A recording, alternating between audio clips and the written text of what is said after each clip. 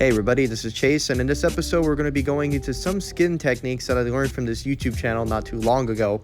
And quite honestly, for the few days I've been watching his channel, I have to say that he is possibly one of the best 3D artists I have ever seen.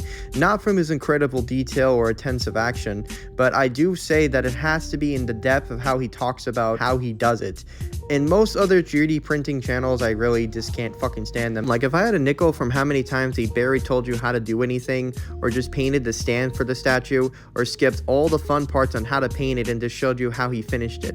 But with all that out of the way, I just want to try these painting techniques because I had a rough time always making skin and I want to see if they work.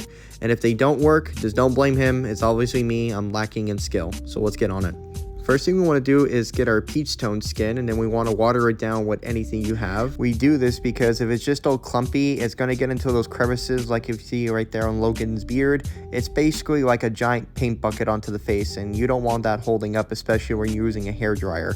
So water it down. You don't want it too thin, and then you want to thoroughly brush with this whole thing. For me, we're going to do about 3 undercoats of peach skin, and once we are satisfied, we're going to get a tan color that's slightly darker, and we're going to put that onto the same base and lather it on by 1 coat. And then we get our beauty sponge and we're just going to dab it right in there so we can get the undertone of the peach to pop right out. And these 2 colors mixing together should give it a fine detail, and it's going to make our job a lot easier, especially what's about to come up.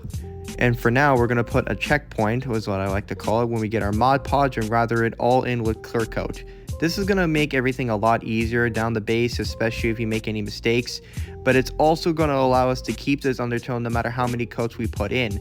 So it's going to actually help a lot if you're doing any type of watercolors or anything like that. Just always remember to use your hair dryer right after on cold air and clean your brushes, because once that stuff dries, it basically becomes like glue and you're not going to be able to use it again. Now for this next step, you're going to get your first undercoat for the skin tone you just used, and then you want to get a type of dark red. I'm using fine like wine red. Now respectfully, we're going to be putting all this paint into its own corner and mixing it all together, and this is going to be going on until you get the fine color you want with that red. As soon as you're satisfied, take 1 clump of that corner, put it into its own space, and hit it with the light paint that you see beside it. And we're going to be doing this about 2 to 3 times, but I was satisfied around the 2nd time. And basically what we're doing our own dark tones and light tones in the same corner. This is going to be so much easier for you to match out your colors rather well, and layering them on together gives it a more realistic approach and its own shadowing once you do it right. And each and every one you want to do by 1 coat each. Do 1 coat, hit with hair dryer, hit with the other coat right next to that one, and repeat it after then when you're satisfied. Now this one we're going to do water brushing because it gives a real bite into the texture of the skin. You basically want to get any type of red and yellow, squeeze your water bottle, and you want to really make sure you water it down. If it's any thicker, it's going to stick onto the statue, and we don't want that.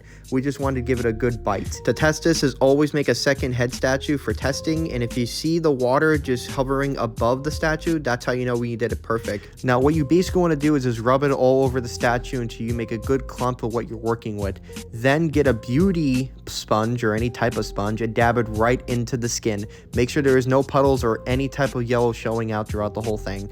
If you're doing it correctly, you'll notice that most of the skin has either gotten brighter or thicker. That's what we want. Bearing in mind, we're going to obviously rinse and repeat this to the red and blue texture. And we're all doing this about 1 coat each. You don't want to have to do any more unless you need to if you want it darker or smoother. Remember, yellow makes it brighter, red and blue makes it darker. Do not forget that. But if you've done everything right, you should get something like this, and I love the way how the skin tone came out. All I have to do is do his hair and it should be a completion. And again guys, please don't forget to check out that YouTube channel if you're struggling to paint your 3D models. He's really going to help you out. Peace.